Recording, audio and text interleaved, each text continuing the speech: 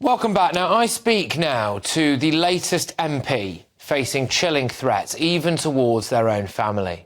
More and more MPs' homes have been targeted by protesters recently, but according to the BBC's Chris Packham, this isn't really a problem at all. Do you think it's going too far to go to an MP's house?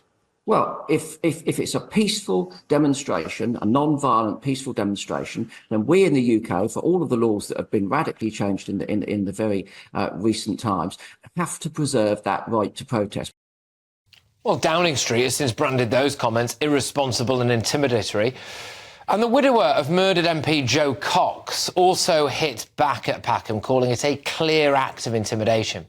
And just this morning, a prominent MP shared a truly sickening email that was sent anonymously to former Education Minister Dame Andrea Jenkyns. It says, "Dear Dame Jenkins, I hope you're doing well. I've been facing anti-Semitism for a long time in Morley. That got your attention, you dirty little posh white slut. Hope your little boy Clifford is getting molested at school by his black and brown nannies. That would teach you a thing about multiculturalism.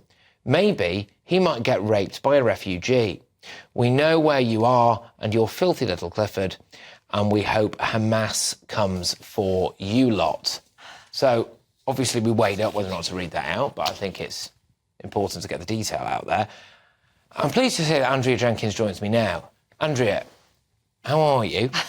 Just hearing it again, Patrick, actually. I'm a strong person, Patrick. This is about my 9th one now. I've had people walking down Morley High Street threatening to blow me up. I've had 8 emails from one constituent, which the police dismissed. I had to get the Home Secretary at the time involved, telling me to buy a stab vest. I've had the C word used and telling me to be filled with barbed wire, die in a pool of my own excrement. It just goes on. And every time people get let off, Patrick, and said it's not a credible threat. And I'm sick of it, to be honest with you. But today is the only time I really wanted to quit, Patrick. They've gone after my little boy. And people like Chris Packham, you know, he could end up with blood on his hands one day, Patrick. Because, you know, when you get MPs that have their families at home, I've got my little 6-year-old who I adore, and I've got CCTV and everything, and people pulled my fences down before, and it's just, you know, you should not invite people to go to your home and protest in that way. It's irresponsible of Chris Packham. I mean, yeah, obviously Chris Packham will say, look, it was peaceful protests he was talking about. I think, you know... But it's still identifying the MP's house, which then becomes a target for the people. Which then becomes a big... Yeah, and I suppose it's the knock-on effect, exactly. Isn't it? What was the police response like to an email that you received, which, again, sorry to say this again, but, I mean, it did threaten your own child with rape? Well, my team didn't tell me immediately. They wanted to deal with the police. They was trying to protect me, but obviously I'd rather them tell me, because then I can put measures in place. I can understand what they was doing, definitely. So they tried to handle it, bless them. And then I got told this morning, and I just felt numb. I felt sick, and I burst out crying. And it's not like me. I'm quite a strong person. And I phoned the police, and, yeah, fair play. You know, the people I'm speaking to, they're doing their full investigation. But, it was probably looking at the time of the email to be told the person was probably drunk. I'm sorry, but that's no excuse. No excuse. And I'm sick of it time and time again to say that things are not a credible threat. And I'm really angry about this, Patrick, actually. I adore my boy. I live for my little boy, like most parents do. And he's 6 years old, for God's sake. And the way they wrote that, they're obviously against Israel for saying, that got your attention. Obviously racist. They keep saying about hate crimes. You know, is this not a hate crime, for God's sake? And they keep saying, and look at the end where it said about Hamas. So I think that sort of speaks volumes of the kind of person this is. But I'm sick of it. Look at the streets. It's not just about MPs, Patrick. It is about everybody on the street, up to here with the 2-tier policing system. And I want to see the Prime Minister, every police force, the useless Mayor of London get a grip of every police force along the country. We need zero tolerance policing. No crime should be small enough that it isn't punished. Everybody's had enough, and we've got to get a grip, Patrick. So you've had a lot of death threats, basically, yes, and some really vile things. Yes. And I mean, the worst one was in the hairdressers. I was on my Morley High Street, the hairdressers. My niece was getting married the next day, so I was getting my hair done.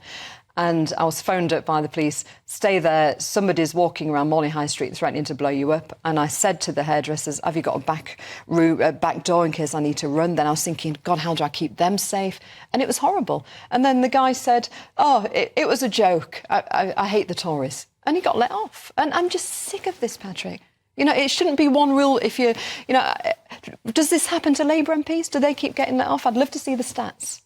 Because they keep getting let off, the people with me. I'm just going to introduce actually something. This is, by the way, not as not as graphic as I suppose as what happened to you now. But I believe we've got a picture. It was another development that happened earlier today. So this is Chancellor Jeremy Hunt's constituency office in Surrey was graffitied with "Die Tory Scum" just a day before he announces his crucial spring budget.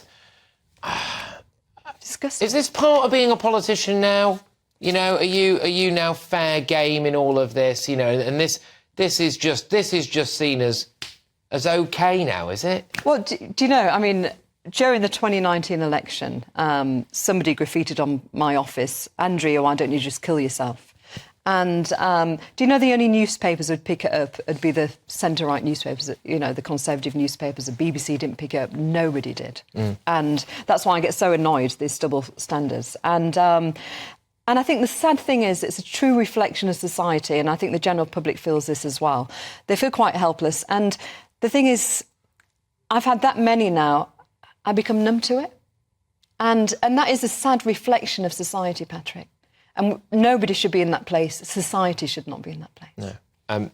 Very fine. Is your son okay? I mean, presumably. Yeah, I mean, he doesn't know about it. He's a happy little 6-year-old, bless him. Yeah. And the police, thankfully, have been in touch with both the schools, and so fine. Well, Andrea, thank you for coming on and, you know, sticking your head above the parapet on it and revealing, you know, just the reality, frankly. I'm not going to give up on this, Patrick. I'm going to fight even more now. They're not going to silence me. Well, thank you very much, and good luck to you, and obviously stay safe. Thank you. As well. That's Dame Andrea Jenkyns there. Very, very moving indeed.